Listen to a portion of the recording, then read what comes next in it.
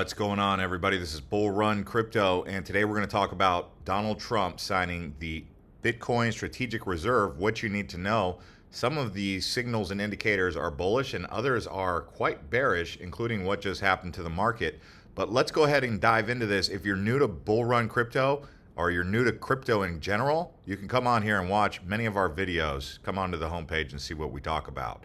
So the first thing that we're going to talk about here is the Strategic Reserve. Fact sheet. President Donald J. Trump establishes the Strategic Bitcoin Reserve and U.S. digital asset stockpile. So as you guys know, Trump recently put out on Truth Social, which we'll check up on right here, he said, the U.S. crypto reserve will elevate the critical industry after years of corrupt attacks by the Biden administration, which is why my executive order on digital assets directed the Presidential Working Group to move forward on a crypto strategic reserve that includes XRP, Solana, and ADA. I will make sure the U.S. is the crypto capital of the world. We are making America great again. Okay, and then he says, and obviously BTC and ETH. Well, as we can see today, Bitcoin was the one who got the love. But let's dive into the Bitcoin Strategic Reserve. So the things that you need to keep in mind here, the Strategic Bitcoin Reserve will be capitalized with Bitcoin owned by the Department of Treasury that was forfeited as part of the criminal or civil asset forfeiture proceedings. Other agencies will evaluate their legal authority to transfer Bitcoin owned by those agencies to the Strategic Reserve. So basically, what the most important thing you need to know right here, the United States will not sell Bitcoin deposited into the Strategic Reserve, which will be maintained as a store of reserve assets. There's about 200,000, maybe a little bit more, Bitcoin that have been confiscated and now held by the U.S. government. So you can see right here, it also establishes a U.S. digital asset stockpile consisting of digital assets other than Bitcoin owned by the Department of Treasury that was forfeited in criminal or civil asset forfeiture proceedings. The government stockpile will not acquire additional assets for the U.S. digital asset stockpile beyond those obtained through the forfeiture proceedings. That's a big point. This is right here what made the market dump. Everyone was expecting the U.S. government to come in and buy. Well, guess what ended up happening? They're holding. They just announced they're going to hold and not sell. And that's why people are now all of a sudden bearish, because they were expecting the U.S. government to create these omni candles and come in and just pump the price, right? So you could see if we look over the last day, the price has been downtrending. It really dumped down to 84,000, okay? And then it kind of pumped back up. People are starting to become very bearish right now. And if we go over and see what's going on Twitter right now, you can see Michael Saylor. Today, President Donald Trump signed an executive order establishing Bitcoin Reserve with a fixed supply of 21 million coins. There is a strategic advantage to being among the first nations to create a strategic Bitcoin reserve. Yeah. And then he says the U.S. now has the world's largest Bitcoin strategic reserve as far as countries go, because you know who has more? Well, BlackRock. MicroStrategy. They have more coins than the U.S. government. But you can see right here, Bhutan has a strategic reserve. They've credited a lot of their success. We already know about El Salvador. And then so we go over here and we take a look at what some other people are saying, like let's see what Max Kaiser has to say. Well, he's kind of on a little bit of a tangent today, but I like to follow Max Kaiser. He's talking about the U.S. government also has a cheese strategic reserve. So, you know, is this really bullish? But he comes in with a tweet before that. I predict we cross 100,000 in the next few hours and cross 120,000 this month. So he's saying that as the news kind of marinates and things kind of establish themselves, that it's going to pick up, and he's anticipating a rise in price. I would say that overall, there's no real negative side to having a Bitcoin strategic reserve, but I would be curious why people have decided to sell, or why institutions, because you have to take into consideration, you know, when the price of Bitcoin is this high, it's not the average retail investor buying or selling Bitcoin that's moving that price. You and all your friends could sell all of their Bitcoin and it wouldn't even move the price of Bitcoin, but maybe $20 or $200, something like that. It's not a lot of money. The people who really manipulate this market are the ones who have big holdings, like Binance, Coinbase. Uh, Governments can even manipulate the market. BlackRock has sold recently, which sold off. But your friends, the average retail investor, is not the ones who are moving this price. Those are not the ones who sell. Everyone always wants to say, who the F is selling Bitcoin? Well, it's not the average investor, I'll say that.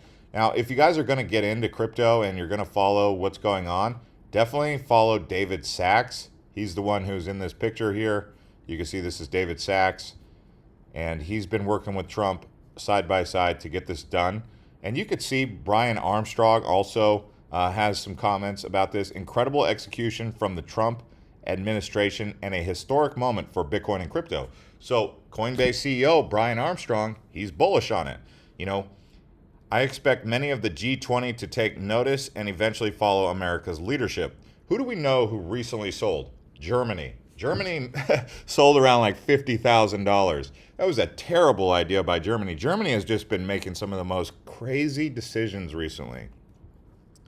But going back to the main tweets that you want to pay attention to, Senator Cynthia Lummis, that's another one that you're going to want to follow.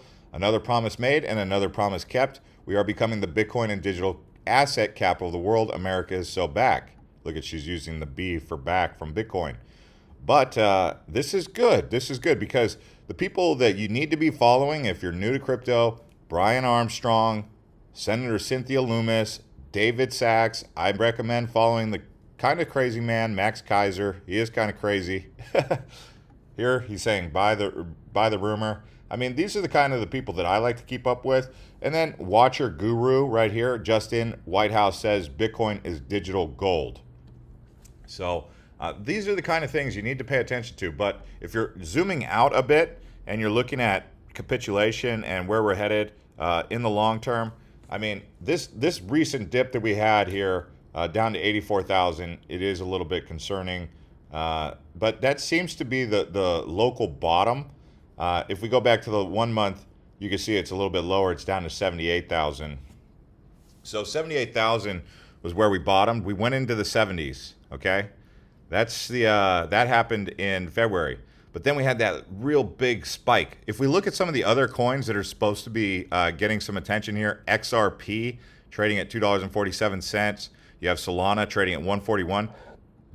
I would say out of all of them, this one's the one that's sold off the most recently and seems to be in the best buy territory because you can see that line right here.